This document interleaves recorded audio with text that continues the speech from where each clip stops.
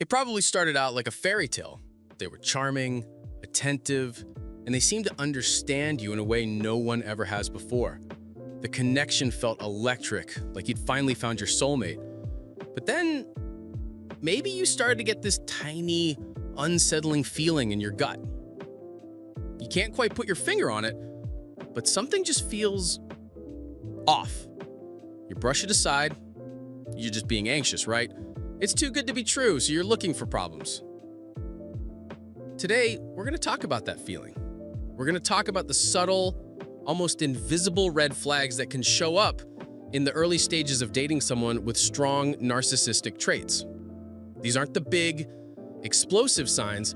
These are the quiet ones that are designed to make you doubt your own reality. Let's break them down. Before we dive in, a quick but very important disclaimer.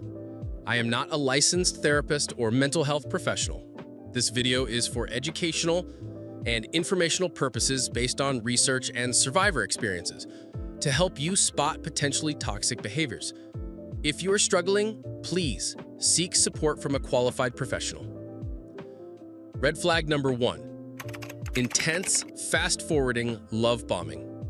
Now, everyone knows the beginning of a relationship is exciting, but love bombing is different. It's a relentless flood of affection, attention, and admiration that feels overwhelming and moves incredibly fast. It's their primary tool to get you hooked. It sounds like, "I've never felt this way about anyone before. You're my soulmate after only a week or two." It looks like constant texts, extravagant gifts you feel a little uncomfortable accepting, and pushing for major commitment, like moving in or saying "I love you" at lightning speed. The key difference is the pace and intensity. Healthy love builds over time. Love bombing feels like a sprint designed to sweep you off your feet before you have time to think. Red flag number 2.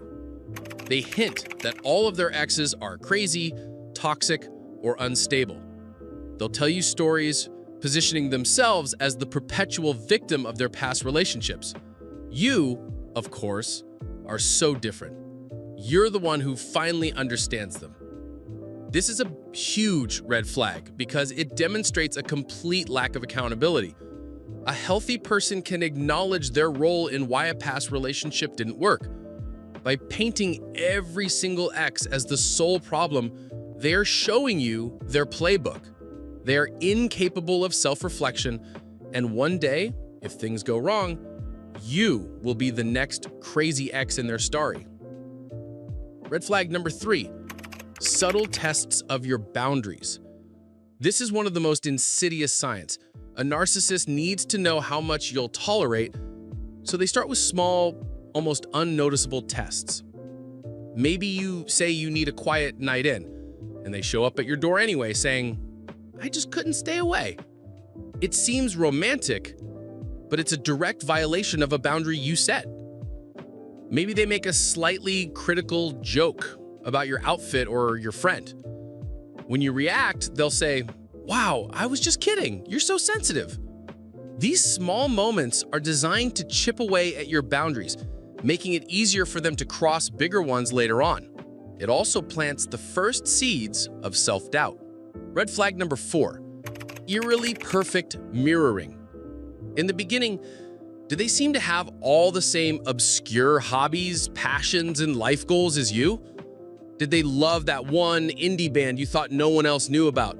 Do they share your exact vision for the future?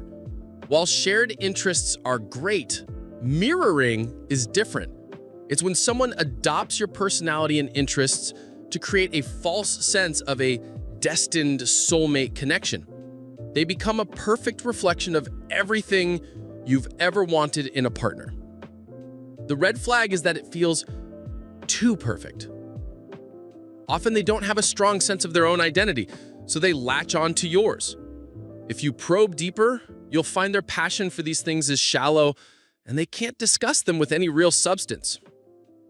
And red flag number 5, the mask slips, and you see a micro devaluation. This is a fleeting but deeply unsettling moment. For a split second, Their charming facade drops, and you see something cold underneath.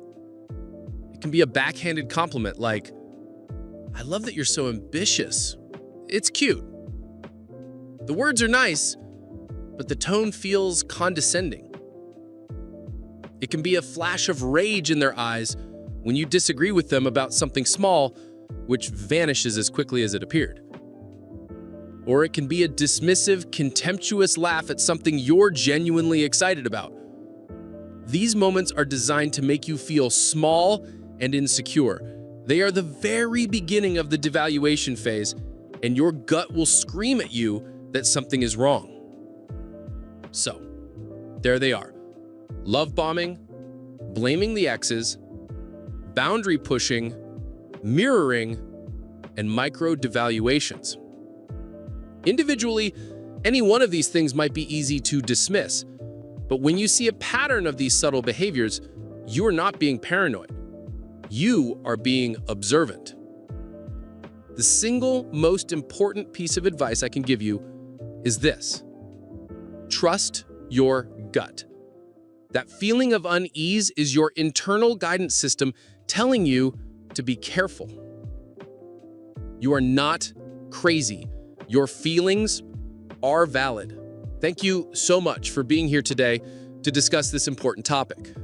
If this video helped you connect some dots, please give it a like and subscribe for more content on navigating relationships and healing. And for the community here, I have a question. Without sharing personal stories, what is a type of subtle behavior you've learned to watch out for? Let's validate each other in the comments. Thank you again for watching. Please be kind and gentle with yourself. See you next time.